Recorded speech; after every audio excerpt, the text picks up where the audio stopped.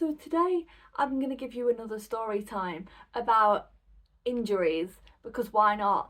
I doubt anyone will have had this exact same experience as I have, but I think it's an interesting story, and it involves Miracle toenails. So yeah, let's just get started on that, shall we? You're not getting feet pictures out of this video, not for free. Get on my Patreon. I'm taking the piss. I don't have a Patreon. You're not looking at my feet. Anyway, what year would this have been? About 2011, 2010, something like that. I was 10 years old. I'm pretty sure I was 10 years old. And I was in gym class at school, right? It was gymnastics class. And I remember this day very specifically because this day, I don't know why, it was like a music themed day. We had like some sort of company coming into the school and they were doing workshops about music and that. But I think one half of the school had the session in the morning and the other half of the school had like the session in the afternoon, and we only had one actual lesson that day. And the one lesson I had that day, it was gym. It was just before lunchtime. It was 11 o'clock. I don't know why I remember all these details so specifically, but it was 11 o'clock. This is gymnastics class. In my school for gymnastics, we wore just like gymnastics leotards, as one does for gymnastics, yeah. Just a plain black leotard, no socks, no shoes. That bit is important. So, it is coming to the end of this gymnastics class, and we have been using benches. I am going to put a picture of the exact kind of bench that I mean on screen now because it's important. This kind of bench, right? You know the long benches you have? It's those, but it's not the wooden kind. It was a metal bench and it had like a blue padded seat, and we were using them for gymnastics. Now, every single time we had been like told to put away the gymnastics equipment, I had never been like chosen to put the benches away because it was like I didn't think I was strong enough. I'm not look at these muscles I've got.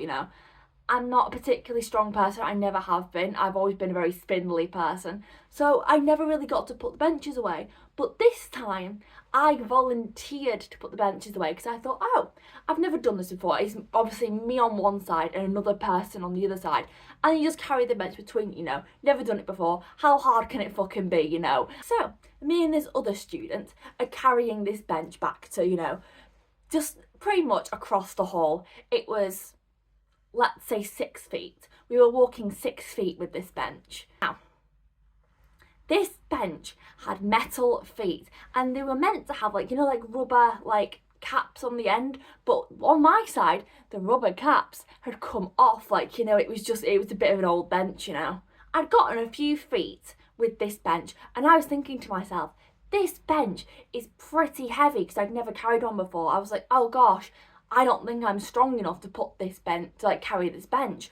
And, I, at one point, I just dropped it, I just dropped it. Now, I'm pretty sure you might be able to guess where this is going. This bench dropped straight onto my toe.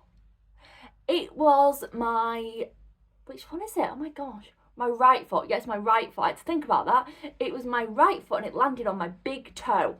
Now, I obviously screamed, started crying. I didn't look at it because I thought that'd scare me too much. But when I dropped it and I experienced this pain, my first thought was, oh, I reckon it'll just be bruised. I thought, oh, I'll just have a really bad bruise for a couple of weeks.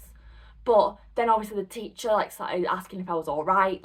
She came and carried me over to a seat where the teacher sat.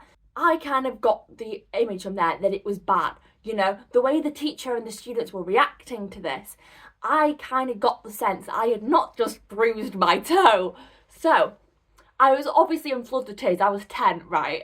But I said to the teacher, can you please do me a favour and not let me look at my foot because it's going to make me panic and it's going to scare me. I was 10, And the teacher did that for me, brilliant. So she got her a teacher file and she just kind of held it over me, held it over my over my foot area. So if I looked down I wouldn't be able to see it. And she distracted me while she asked another student to go to get the nurse, because we had nurses, qualified nurses, because it was fancy school. And the nurse's office was really close where the gym hall was. I got into the nurse's office, I sat down, the nurse bandaged up my foot, you know. I was 10, I hadn't seen what had happened. I didn't know how serious this was. There was a piece of hair in my face and it's pissing me off. There we go. And I kind of thought that was the end of it, but then the nurse said to me, I think you're going to have to go to hospital, as she was wrapping up my foot, because she was looking at my foot like, I'm not qualified enough to deal with this. And I was like, how bad is this? So obviously I didn't want to look. I never looked at it. I never caught a look at my foot. And nowadays, as a grown-ass woman, I wish I had, or I wish someone had taken a picture, because I am so curious about how bad this was.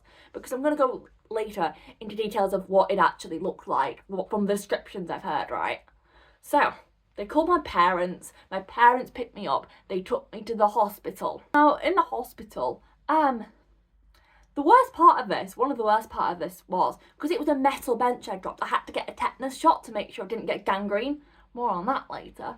But I'm going to use my thumb as an example. This is my toe, yeah? I had to get 3 injections, one here, like on the side, another one on the opposite side, and one, like, directly in the middle of my toe, like, right where the bone is. And that fucking killed. I was 10. I've said this multiple times at this point, haven't I? But, you know, I was 10. I was a small child. That was horrible. But at the end of the day, they wrapped my toe up. You know, they treat me, whatever. I'm in the hospital all day. I had a hairdresser's appointment after that day. My parents were like, oh, you don't have to go and get your hair cut. You know, it was just like a trim. I was a child. And my parents were like, oh, you don't have to go and get your hair cut after all this. We can just go home if you want to. And I was like, no, I quite like getting my hair cut, because you know, it's relaxing, isn't it? Having them wash your hair and brush it and all this. So I went to get my hair cut. Here's the part where I'm going to describe what happened to my toenail. My dad said it looked like a car crash, and it probably fucking did. So what had actually happened was, the end of my toe, let's again use my thumb as an example, the end of my toe had pretty much been sliced off. Very fun. Let's use an example, like this kind of section here of my toe was pretty much sliced off and just kind of like hanging on by a thread. Very fun. Great image for you there.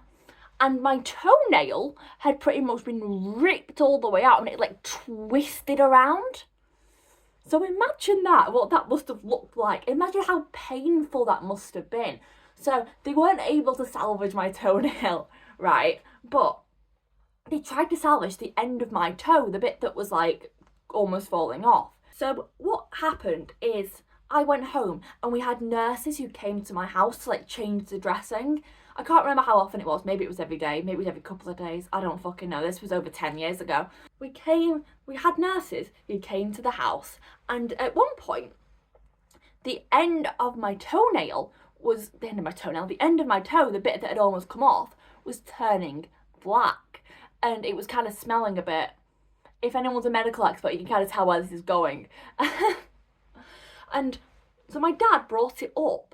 Like my mum or my dad or someone brought it up to one of the nurses the next time they came around. They were like, oh, while you're doing this dressing, just look at this part. It's going black. Is that meant to be happening? Because they were concerned about it. And the nurse took one look at my foot and went, no, that is not meant to be happening.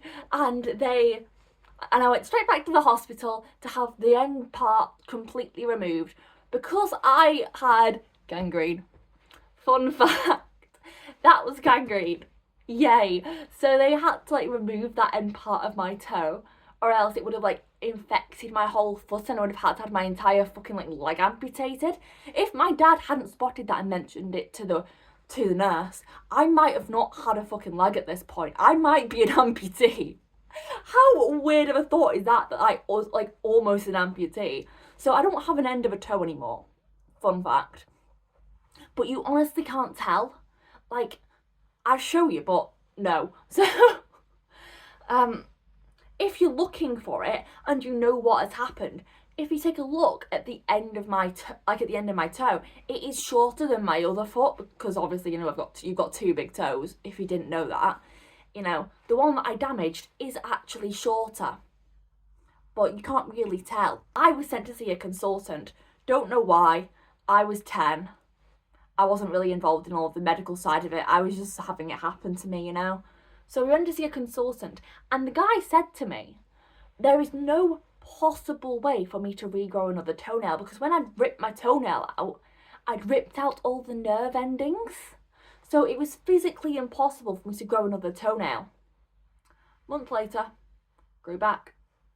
I still have a toenail to this day. I don't know why. Apparently it's impossible for me to have a toenail, but yeah, I do. So good for me, I guess.